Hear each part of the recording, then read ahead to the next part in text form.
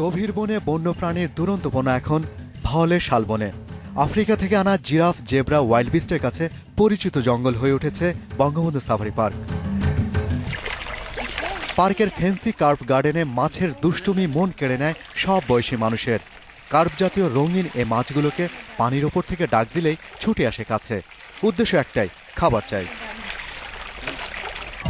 একটু এগুলেই কুমির বাড়ি। অগ্রহায়ণের মিষ্টি রোদ ভীষণ পছন্দ তার।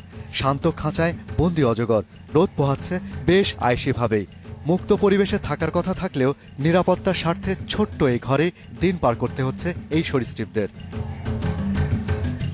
নীলকণ্ঠ ময়ূরের রাজ্য গেলে ভুলে যেতে হয় আমাদের প্রকৃতি থেকে বর্ণিল এ প্রাণীটির হারিয়ে যাবার কথা। প্রায় শখানেক ময়ূর কাছে আসে বন্ধু ভেবে।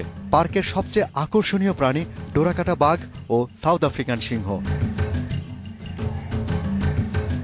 দর্শনার্থীদের খাঁচায় ঢুকে তাদের ডেরায় যেতে হয়। সাবধান, একটু অসতর্ক হলেই সিংহের ধাওয়া। 263 কোটি টাকায় বরাদ্দ নিয়ে 3,500 একরেরও বেশি এলাকা জুড়ে গত বছর যাত্রা শুরু করে পার্কটি। 60% কাজ শেষ হয়েছে এরই মধ্যে। গত বছরে তো সামান্য 1 কোটি টাকার মতো ছিল, তো এটা 7 গুণ বৃদ্ধি পেয়েছে। সমস্ত ইভেন্টগুলো কাজ শেষ হয় তো আমরা ব্যাপক রেভিনিউ আদায় করতে পারবো।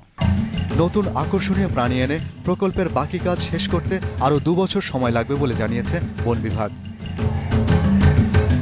Shahriar Anirban, independent news, Bangabandhu safari park, Gazipur.